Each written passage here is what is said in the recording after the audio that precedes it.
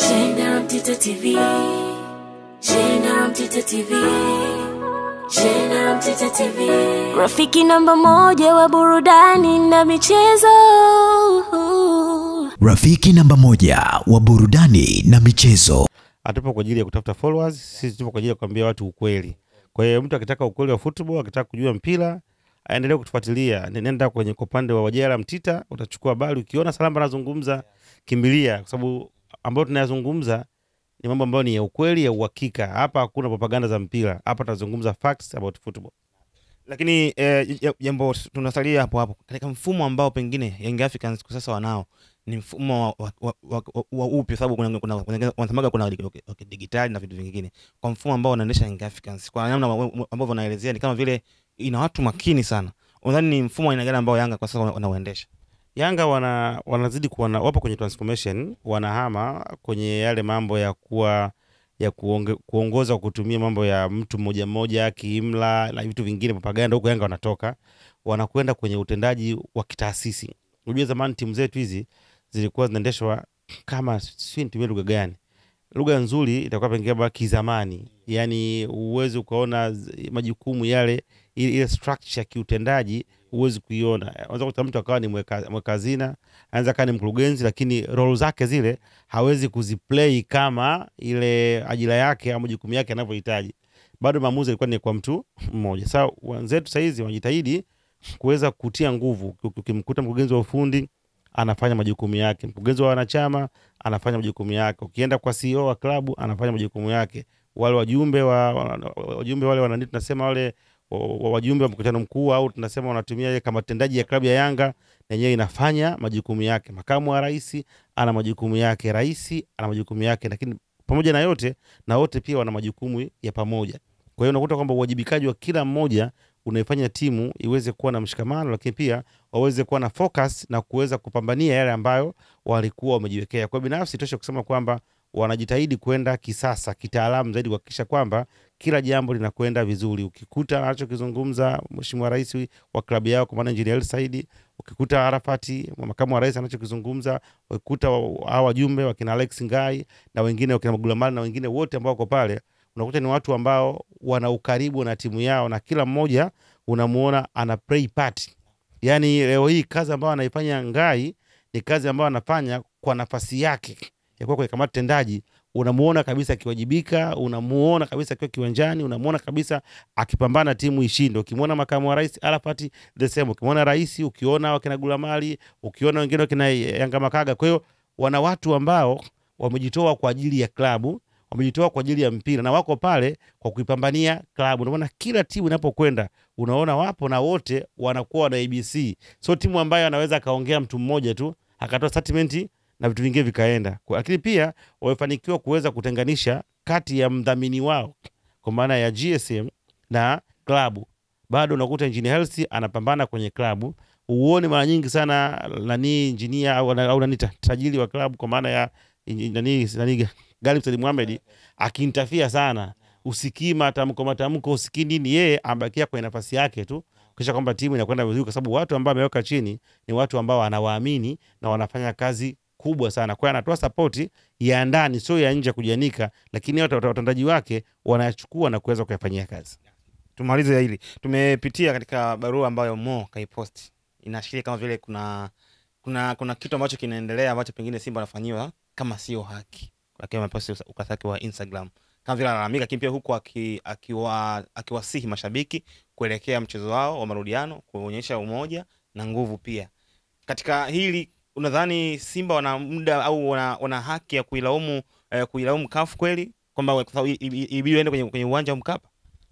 Mimi ninachokiona ni kama wameanza kutafuta excuse. Naona excuse. Sipendi kuzungumza au kujadili kwa kina kwenye kile ambacho yeye amekizungumza. Sipendi sana kwa sababu sasa kuingilia interest zao, lakini kwa maoni yangu nikiangalia nafikiri kuna nafasi, kuna wakati wanakosea. Yaani wanataka waaminishe watu kwamba matokeo kama hayatapatikana ni wao kufanyiwa figisu. Wakati ukiangalia uwezo walionao hautoshi wao kupata matokeo. Hiyo ndio reality. Yaani timu walionayo haiko tayari kuchukua ubingwa. kwa maana ya kile ambacho wanacho. Inawezekana labda wakawa wana juhudi kubwa, nguvu kubwa na mipango mikubwa sana, lakini zile malighafi ambazo wanazo sio malighafi ambazo zinaweza zikawapatia ubingwa kirahisi. Sio, unaelewa? Yani uioni Simba ikibato na RS Berkane kwenye pichi. Simba hiyo wewe uioni. Hata mwenye kwenda kuangalia. Hakuna huo uwiano wa kwenye pichi. Kwa hiyo nafikiri wanajaribu sasa kutaka kuaminisha watu kwamba wao timu yao ni bora, wakati ubora unakataa kiwanjani. Kwa hiyo hizi zingine ni scenario ambazo ni kutaka kutafuta kama ni excuse wahamishe badeni, iwe ni kwamba hao jamaa wakichukua ubingwa si kwa bora walionao, isipokuwa walibebwa kwa sababu kuna mtu ambaye ni makamu wa rais wa kafu anahusika, mambo ambayo ukiangalia kwa macho yanakataa. Simba angeenda kule Berkane tukashuhudia ananyimwa penalty, tukashuhudia magoli yanakataliwa, tukashuhudia wanapewa offside za uongo, unaona, wanafungwa magoli ya offside. Hapo unaweza kusema kwa kweli kuna uonezi. Wote tumeangalia mpira in plain way. Hakuna sehemu hata moja ambao sana na wao ndio wamebendelewa. Yaani sana wao ndio walinufaika na maamuzi wakiwa wako ugenini. Vinginevyo tungeshuhudia magoli 5, magoli 7. Leo hii tena wanageuka. Kwa hiyo nafikiri ni ubora. Ukiwa bora popote pale unacheza. Ukiwa bora popote pale unacheza, unapata matokeo. Lakini ukija kuangalia uwanja wa Amani si ndio uwanja wa nyumbani wa Simba. Kwa hiyo mgeni hapo inabidi awe na mchecheto. Nachokiona mbona mechi ya ile Stellenbosch hakukataa? Walijua Stellenbosch wa kawaida unaweza akawafunga. Kwa hiyo ilikuwa wanaoka watapata matokeo. Lakini hii wanajua mlima ni mrefu. Kwa hiyo wanaanza kuandaa mashabiki. Ili leo kifungwa wasianze kuojiwa. Mbona tulimchukua Mutale, tulimchukua Suchauma, Suchamo, tulimchukua nani? Mbona hatusaidii? Kwa hiyo ili kuepuka hiyo ndio unaanza sasa kutengeneza vitu kwamba sisi tunaonea watu, tunahujumia watu na vitu vingine vingi ambavyo ukiviangalia kwa macho ya kawaida vinakataa. Kwa maana hiyo mara baada ya mchezo kumalizia kule Morocco, mashabiki walikuwa wanashangilia kwamba goli 2 chache mpaka msemaji wao. Huku pengine walikuwa wakiamini kwamba pengine mchezo ukachezwa katika uwanja wa Mkapa. Lakini pia ukiangalia performance ya RS Berkane ni kama vile inawabeba sana RS Berkane kwamba popote wanaweza kushinda. Wao wanaamini sana katika uwanja wa Mkapa na vile vinginevyo. Lakini umezungumza pia kwamba uwezo wa Simba na Berkane ni bado sana. Sasa kuelekea mchezo wenyewe pia Simba ili angalau sasa waforce hata sare au wapate lango goli moja kwa Berkane. Nini kifanyike, pengine madhaifu gani ambayo uliyaona na kuelekea mchezo huo lazima warekebishe? Mimi nafikiria kikubwa ni kuhakikisha kwamba tu wanafanyia marekebisho mapungufu yote ambayo yalikuwa yamejitokeza. Hilo ndio kubwa zaidi. Wahakikisha kwamba wanafanyia marekebisho, safu yao ya defense inafanya marekebisho, inapunguza makosa kwa upande wa kiungo, wanaongeza utulivu na kuwa na kuwa wako na utulivu kwenye mali na kupunguza papara na kupunguza makosa ambayo yanaweza wakafanya waadhibiwe. Goalkeeper wao alifanya makosa ambayo ikabidi waadhibiwe, na safu ya ushambuliaji haitapata nafasi nyingi sana kutokana na aina ya opponent ambao wanakutana naye. Kwa hiyo ni vema sawa wao wakajikita kwamba wakaongeza umakini ili kila nafasi wanayoipata waweze kuitumia. Yes, sasa namba swali langu la mwisho. Mtu anakuuliza Jamvika na Salamba ni nini? Ni nini? Swali la kwanza, ile swali langu. Jamvika na Salamba ni nini? Ni mfumo wa kubeti ama ni kama ni account gani, ni nini kwa kifupi? Jamvika na Salamba hawa ni wataalamu expert ambao wanawasaidia Watanzania kuweza kujua mbinu na namna bora ya kuweza kubeti, kwa sababu sio kila mtu ambaye anafanya betting anauelewa, anaweza kujua. Wengine wanaingia tu akiona kuna makampuni haya yanatangazwa na yeye anatamani kujaribu, akiona mtu kapata let's say bilioni 1 amekula na yeye anataka aingie kwenye pasipo kujua ni namna gani unaweza ukafanya. Kila kitu ambacho nakiona kina rani maana kina utaalamu wake. Kwa hiyo sisi ni wataalamu ambao tuna techniques ambazo zinawafanya watu waweze kujua na kupunguza uwezekano wa wao kupoteza pesa zao katika swala zima la kubeti. Kwa hiyo tunakuwa tunawaandalia odds, unaona, kwa maana zile odds ambazo wao watakwenda kuzicheza hizo odds, na ziko aina mbili. Kuna ambazo tunazotoa free kupitia kwenye application yetu ya Salamba TV. Ukiingia kule unakuta odds za bure.